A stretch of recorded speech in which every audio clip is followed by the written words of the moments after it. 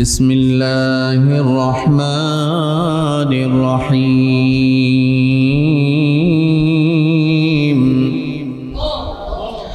قل يا عبادي الذين أسرفوا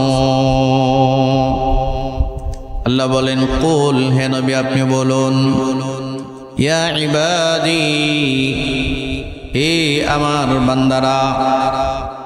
আমরা কার বান্দা? আসতে বললেন যে, জোরে বলেন, ইয়া ইবাদি, হে আমার বান্দা, আল্লাযী যারা আসরাফু বাড়াবাড়ি করেছো, ইসরাফ করেছো, সীমা লঙ্ঘন করেছো, আলা আনফুসিহিম, নিজেদের জীবনের উপরে, নিজেদের নফসের উপরে যারা বাড়াবাড়ি করেছো, সীমা লঙ্ঘন করেছো, পাপের সীমা অতিক্রম করে ফেলেছো, লা তাকনাতু মির রাহমাতিল্লাহ, আমি আল্লাহ প্রতিশ্রুতি দিচ্ছি, এই কারণে নিরাশ হয়ে যাও না, আমার রহমত থেকে তুমি নিরাশ হয়ে যাও না। বাড়াবাড়ির সীমা লঙ্ঘন করেছো তুমি, যা মনে চায় তাই করেছো, যেমনে মনে চাই তেমনে চলেছো, যারে মারা দরকার মেরেছো, যারে ধরা দরকার ধরেছো, যা যা করার দরকার, অর্থাৎ সীমা লঙ্ঘন বলতে যা বোঝায় সব সীমা লঙ্ঘনই তুমি করেছো। তারপরে বলছি তুমি আমার রহমত থেকে নিরাশ হয়ে যাও না, ভালো মানুষ হয়ে যাও, ভালো হও, ভালো। মনে রাখবা, ইন্নাল্লাহ, নিশ্চয় আল্লাহ, ইয়াগফিরুয যুনুবা জামিআ, আল্লাহ বান্দার সব গুনাহ মাফ করে থাকেন। সুবহানাল্লাহ বলতেন না? বান্দার গুনাহ মাফ করে কি? আল্লাহর নামটা মহব্বত নেই, জোরে বলেন। মনে রাখবেন, আল্লাহর নাম যদি আপনার মুখ দিয়ে না আসে, মহব্বত নিয়ে যদি আপনি আল্লাহর নাম নিতে না পারেন, আপনি যেই পরিমাণ মহব্বত আল্লাহর প্রতি প্রদর্শন করবেন, আল্লাহ ঠিক সেই পরিমাণ মহব্বত আপনার প্রতি ফেরত দিবেন। এই জন্য আল্লাহ বলেন, বান্দা শোনো, ইন্নাল্লাহা ইয়াগফিরুয যুনুবা জামিআ, নিশ্চয় আল্লাহ বান্দার সব গুনাহ মাফ করে থাকেন। এমন কোন গুনাহ নাই যে গুনাহটা আল্লাহ মাফ করেন না। আল্লাহু আকবার বলেন। এরপরে আল্লাহ বলেন, ইন্নাহু হুয়াল গফুরুর রহিম, নিশ্চয়ই আল্লাহ গফুর, ক্ষমাশীল, রহিম, দয়ালু। সুবহানাল্লাহ। ওয়ানিবু ইলা রাব্বিকুম, সুতরাং তুমি তোমার রবের দিকে দৌড় দাও। ওয়ানিবু ইলা রাব্বিকুম, তোমরা তোমাদের রবের দিকে ধাবিত হও। আর কত গুনাহের রাজ্যে বাস করবা, আর কত স্বৈরাচার হইবা, আর কত অত্যাচারী হইবা, আর কত সীমা লঙ্ঘন করবা। আনিবু ইলা রাব্বিকুম, তোমরা তোমাদের রবের দিকে একটু ধাবিত হও, আগাও। ওয়া আসলিমু লাহ, এবং তার সামনে সারেন্ডার করো, সারেন্ডার, আত্মসমর্পণ করো, আল্লাহর সামনে আত্মসমর্পণ করো। মনে রাখবেন, আল্লাহর সামনে আত্মসমর্পণ বেটি রেখে কোনো মানুষ জান্নাতের আশা করতে পারে না। ওয়াসলিমু লাহু, আত্মসমর্পণ করো। মিন ক্বাবলি আন ইয়াতিয়াকুমুল আযাব, ওই আযাব আসার আগেই, ওই আযাব আসার আগেই, মিন ক্বাবলি আন ইয়াতিয়াকুমুল আযাব সুম্মা লা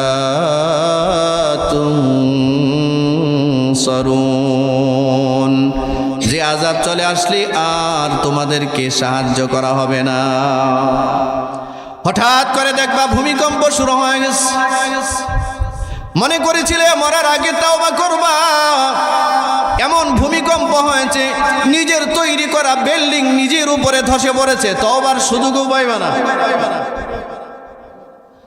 হঠাৎ করে এমন মুসিবত আসছে, এমন রোড অ্যাক্সিডেন্টে তুমি পড়ে গেছো, তওবা করার সুযোগ আর তোমার হবে না। এই যে একটা ট্র্যাজেডি ঘটলো মাত্র 2 দিন আগে 6 তারিখে, বিদেশ থেকে একজন প্রবাসী আসছে বাংলাদেশে। নোয়াখালী না কোন এলাকায়, ওই এলাকার তাকে রিসিভ করবার জন্য তার পরিবারের সদস্যরা আসছে। গাড়ি নিয়ে গেছে, অ্যাক্সিডেন্টে মারা গেছে একই পরিবারের 7 জন সদস্য মারা গেছে। বাচ্চাটাকে গর্ভে রেখে গেছে, বাচ্চা তার বাবার কোলে থাকতে পারে নাই, বিবি তার স্বামীর সাথে সময় দিতে পারে নাই, স্ত্রী মারা গেছে, বাচ্চা মারা গেছে, মা মারা গেছে, পরিবারের 7 জন সদস্য মারা গেছে। কতই না স্বপ্ন নিয়ে ওই প্রবাসী তার পরিবারে ফিরেছিল, কোনো স্বপ্ন আর বাস্তবায়ন হয় নাই।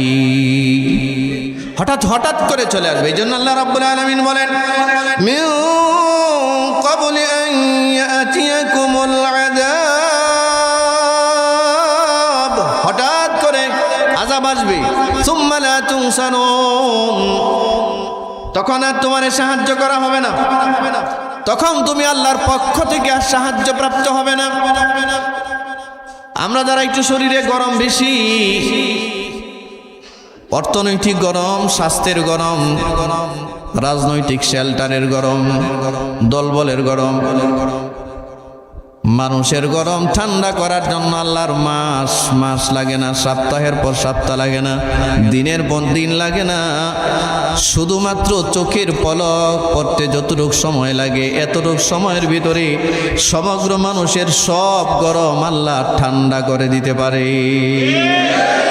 ঠিক কিনা জোরে বলেন? সব মানুষের সব গরম মুহূর্তের মধ্যে ঠান্ডা হবে।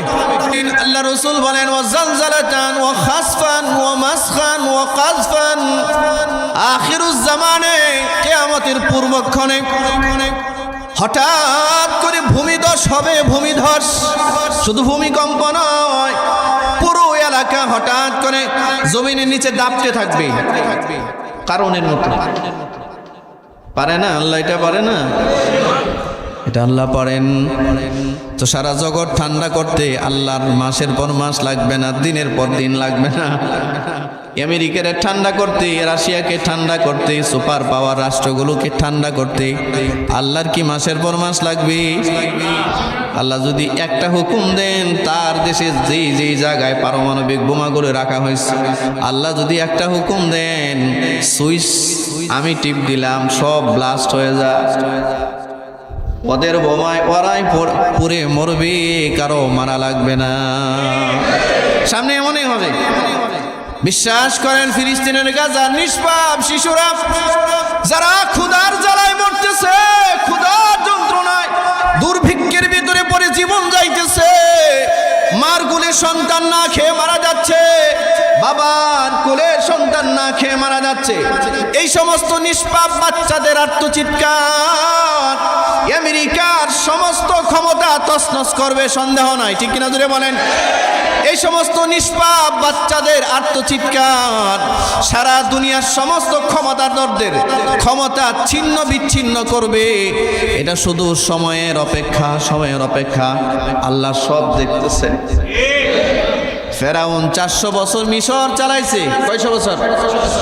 400 বছর মিশরের একচ্ছত্র ক্ষমতা পরিচালনা করেছে ফেরাউন। 400 বছরের ভিতরে কোনোদিন ফেরাউনের একটু সর্দি হয় নাই, কাশি হয় নাই, ঠান্ডা লাগে নাই, জ্বর হয় নাই।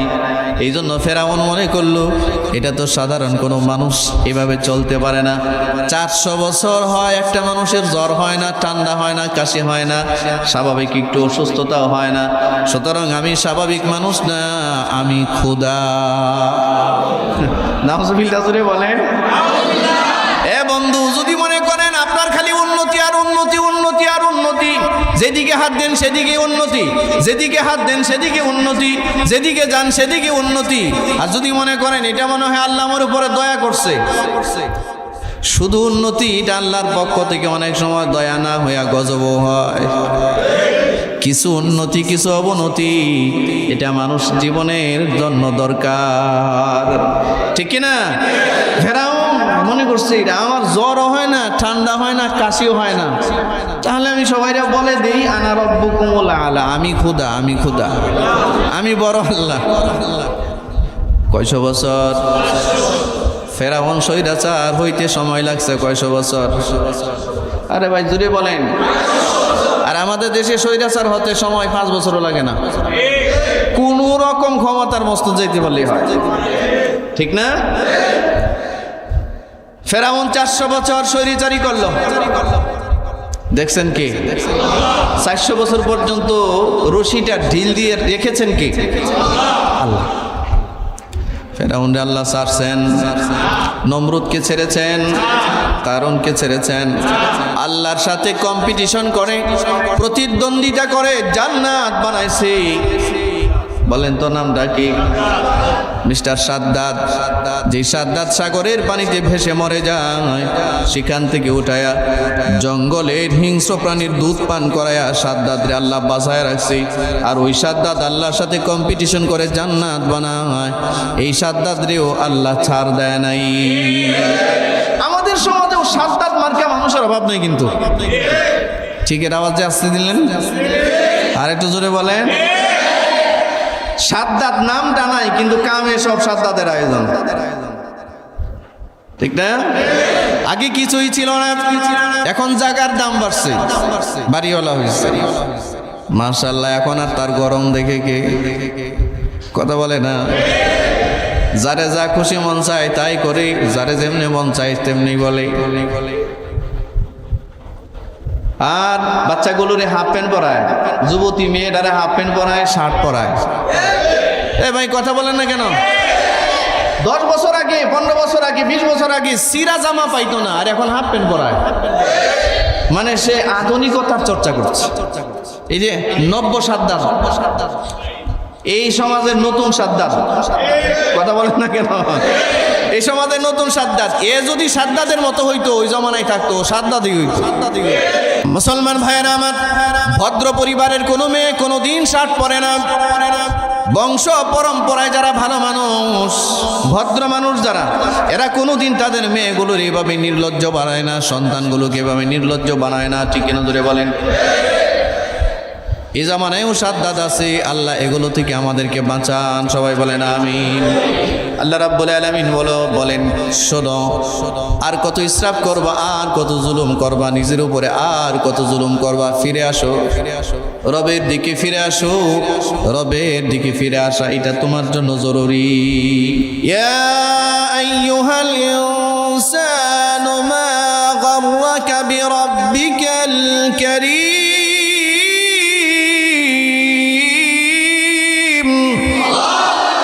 আল্লাহ বলেন, হে মানব জাতি, ইয়া আইয়ুহাল ইনসান, হে মানব জাতি, মা গাররাকা বিরাব্বিকাল কারীম, তোমার দয়ালু রব থেকে তোমাকে কে ধোঁকায় ফেললো? আল্লাযী খালাকাক, যিনি তোমাকে সৃষ্টি করেছেন, যিনি তোমাকে ক্রিয়েট করেছেন। ফাসাওয়াকা ফাআদালাক, তোমাকে সুসামঞ্জস্য করেছেন, সুগঠিত করেছেন। ফি আইয়ি সূরাতিম মা শাআ রাক্কাবাক, যেমন আল্লাহ চেয়েছেন তোমাকে তেমন করে বানিয়েছেন। সুবহানাল্লাহ। আপনার আমার ডিজাইনটা পছন্দ করা কার? জোরে বলেন কার? কে ঈমান আনবে, কে ঈমান আনবে না, পছন্দ কার? কে মানুষ হবে, কে কুকুর হবে, পছন্দ কার? কে নারী হবে, কে পুরুষ হবে, পছন্দ কার? কে পুরুষও হবে না, নারীও হবে না, তৃতীয় লিঙ্গের হিজড়া হবে, পছন্দ কার? তো এতগুলো বিষয় থেকে বাঁচায়া আমাদেরকে সুসামঞ্জস্যপূর্ণ মানুষ বানায়া, পুরুষ বানায়া, জ্ঞান বুদ্ধি দিয়া, শিক্ষা দিয়া আমাদের উপরে মহব্বতের বহির্প্রকাশ ঘটাইছেন কে? যদি বলেন কে? এই মহব্বতটা যদি আমরা আল্লাহর না পাইতাম, আমরা আজকে কথা বলতে পারতাম না, চোখ দিয়া দেখতে পারতাম না। 2 নাম্বার দৌলত বান্দারে আল্লাহ দিয়েছেন আল্লাহর দয়া। আল্লাহ বলেন, ইন্নাহু হুয়াল গফুরুর রহিম। আল্লাহ কিন্তু গফুর, ক্ষমাশীল, রহিম আর দয়ালু। আল্লাহ দয়ালু। আচ্ছা, আল্লাহ দয়ালু কিনা বলেন, জোরে বলেন, আল্লাহ দয়ালু কিনা? আল্লাহ দয়া ছাড়া বেঁচে থাকা সম্ভব? আল্লাহর দয়া থাকা ছাড়া সম্মান পাওয়া সম্ভব? আল্লাহর দয়া ব্যতি রেখে পৃথিবীতে সম্মানের আসন অধিকার করা সম্ভব? কোনোটাই না।